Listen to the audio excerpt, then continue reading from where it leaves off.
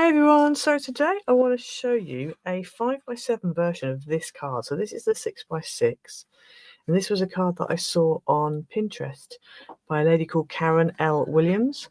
And yeah, so I just literally did a picture and that was it. There was no tutorial or anything, but beautiful, absolutely beautiful card. So I kind of worked out my own measurements off it and made this 6x6 version. This is the one I made in the live stream. Really pleased with how this turned out, and you can see now I've stuck this on and all of those have dried. Love this accent glaze, so impressed with this. So I use this Creative Craft Products accent glaze, and this is actually from Craft Stash.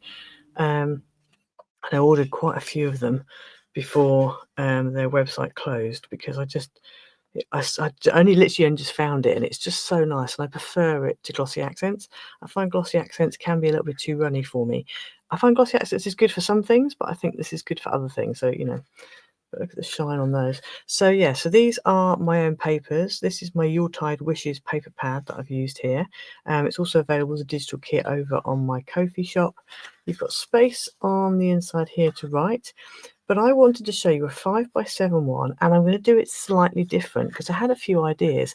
So I'm going to do it slightly differently. So let's get into it. Okay, so first of all, you need a piece of base card that is 7x10. If you've got a 5x7 card blank, you could use that.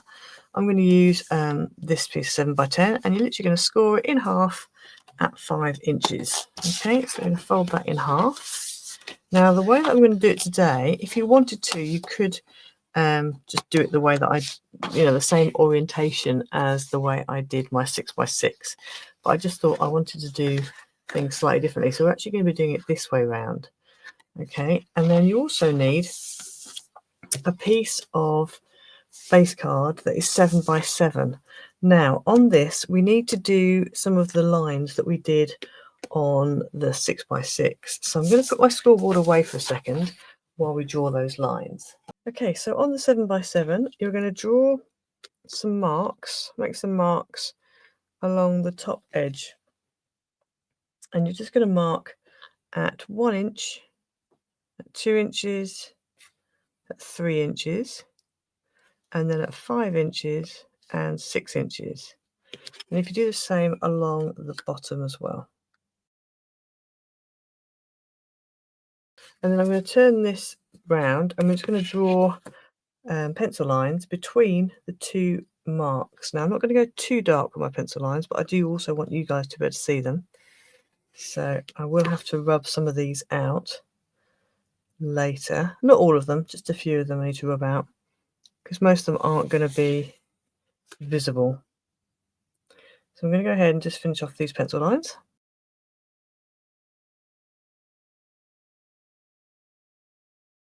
Hopefully you can see my pencil lines on there. You can't see them all. There is another one here as well. I did that slightly more fainter. Okay, so then what we're going to do is on these lines, on the first line and the last line, I am just going to make a mark at 1 1/4, 2 1/2, 4 1/2, and 5 3/4. And I'm going to do the same on the bottom pencil line. Okay, so I've done this, I've just realised I've done this slightly differently to how I did the 6x6. So with the 6x6, these pencil lines were actually cut lines, like help you to work out cut lines later. But I've actually just gone and done this, so these are basically where my score lines are going to be. But it's fine, we can still work around this. So what we're going to do now is where those two, so where you did your mark, so you did your mark at 1 1/4, if you join those two up, and if you make sure that you have 3 lines at the bottom and 2 lines at the top of your page, what you're going to do is you're going to cut, your first cut line is going to be from the first score line up and stop at the third score line. Like that. And then if we come across to the next pencil mark, which is here, just line these 2 pencil marks up, we want to cut from the second score line up all the way up to the last score line.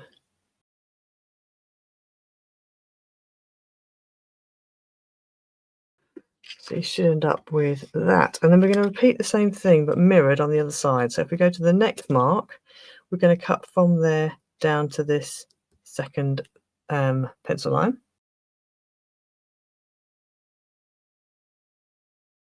And then lastly, we're going to cut from the third score line down to the first score line.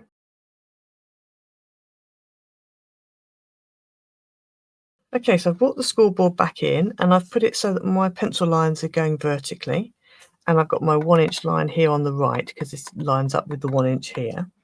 And then what we're going to do is on this one, we are going to score. So on the first line, the 1-inch line, so make sure you've got 1, 2, 3 pencil lines, a gap, and then 2 pencil lines. Okay, that's the way you want to have it. Obviously, if your scoreboard goes the other way around, then just turn it around and like do the mirror image of what I'm doing. So on the 1-inch score line, you are going to score down until you reach that first cut line, and you're going to score up until you reach that first cut line. On the 2-inch score line, you're going to score down to the second cut line. So you're going to score down, miss the first one, keep going, and stop at the second. And so from the bottom, again, just go up and stop there, like that.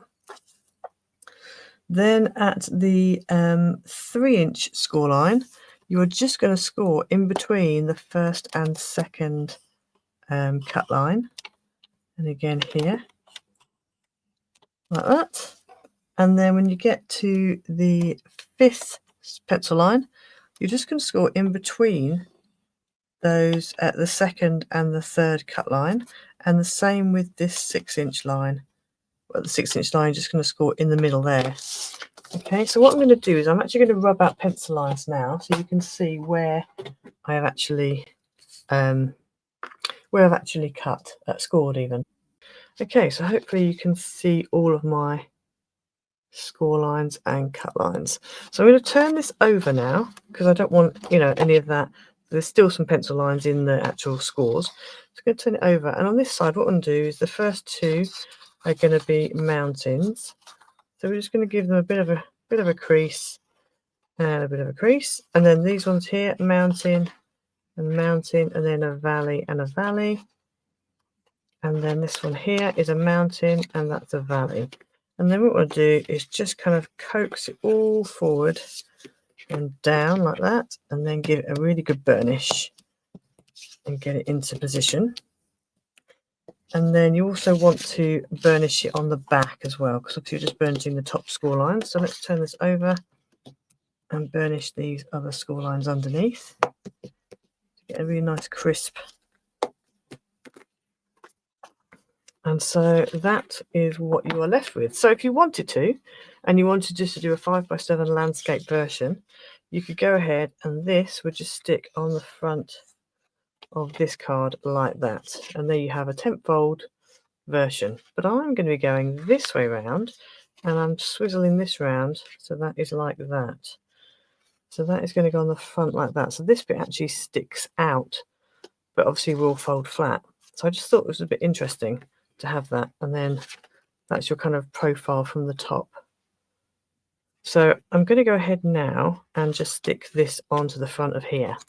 So if we turn this over, we want to put glue all on this flat area here and then stick it down. Make sure that your card fold, your card blank is obviously the score line is here before you go and stick it down. And if you wanted to, you could actually stick this the other way around if you wanted to, but I quite liked it coming in that way.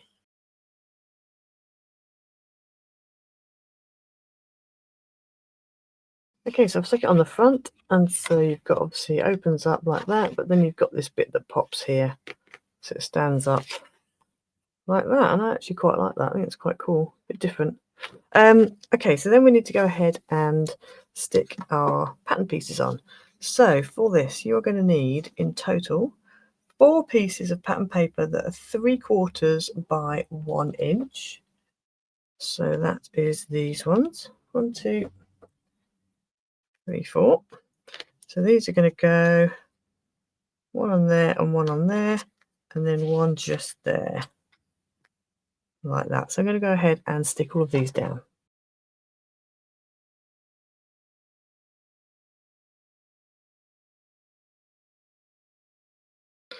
Next up, we're going to do, let's do this piece here. So I decided, so when I did it this way around, I did this all as one, that as one, that as one, and then this and that.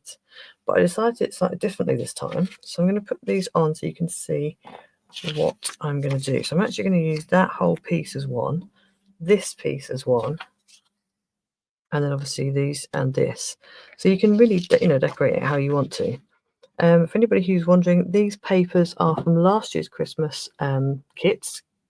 So it's available as a paper pad over on Amazon, and it's called Festive Soldiers. I'll link it all in the description below. It's also available on DRK Crafts, and I'm going to try and I need to start trying to get all these digital kits into my Ko-fi shop as well. So I'm going to try and do that, so hopefully that will be in there as well. I think it was also available on Etsy. I don't know if it still is, but definitely it was available on DRK Crafts. And as I said, it will be available on Etsy, and it is definitely still available on Amazon. So yeah, right, so I'm going to go ahead now and stick this one down, and this one measures 1 3/4 by 4 1/4.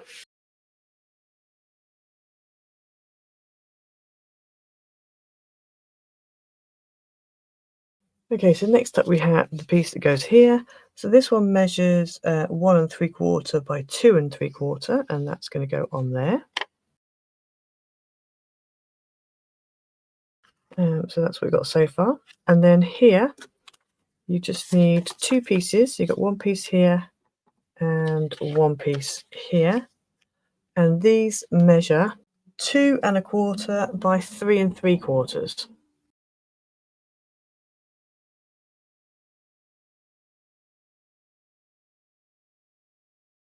And then last but not least, we've just got 1 little piece here, and this piece measures 3/4 by 1 3/4. So that just goes on there like that.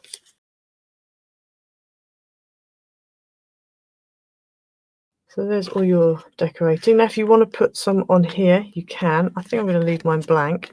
Obviously, that opens up like that, and you can stamp a greeting on the inside. And then all I thought I'd do then is I'm going to put that same wreath on that I used in my live stream. So here's the wreath. As you can see, it's still cloudy because I've literally just put some accent glaze on there, and I'm just waiting for it to all dry. But I thought that even though it's a different kit, the green and the red of it, it still goes fine with it. So yeah, so I thought I'd just keep it simple and put that on the front like that. Obviously, you could do little gingerbread men, you could do little gnomes, or whatever you wanted to, Christmas tree, etc., and really go for it. But I thought I'd keep it simple. I want to be able to post it as well, so I'm hoping the accent glaze will, it should dry relatively flat. But yeah, so there you go. So that, I mean, it's that simple. That's how simple it is. As I said, if you wanted to do it, you could do it this way around, and obviously have it so that it's instead of it opening that way around, it opens the way around. So your fold is here, and you could have it as a 10th fold card. And again, you can change up the way you do it. So before I had the patterns going this way, you could have them going this way and have them in strips. You could even have one across the top. The possibilities are endless with this one, but I really like this fold of card. I just think it's quite nice. It's sort of like a stepper card, but sort of like a shutter card as well. And then obviously adding it onto the front of something just really mixes it up a little bit. So yeah, so I hope you enjoyed the tutorial today. Don't forget to go and check out all the different paper pads that are available on Amazon. I've got all the links will be in the description below for the Festive Soldiers and the Yuletide Wishes. As I said, I'm going to try and get them onto my Ko-fi shop as soon as I can. A lot of them are available over on DRK Crafts as well, and also my Etsy shop, so go and check that out. I'm not quite sure what's left on Etsy these days. I need to go and have a look really, but just having the time to get it sorted. And don't forget to like, subscribe, hit the notification bell so you never miss a video, and I'll see you again next time.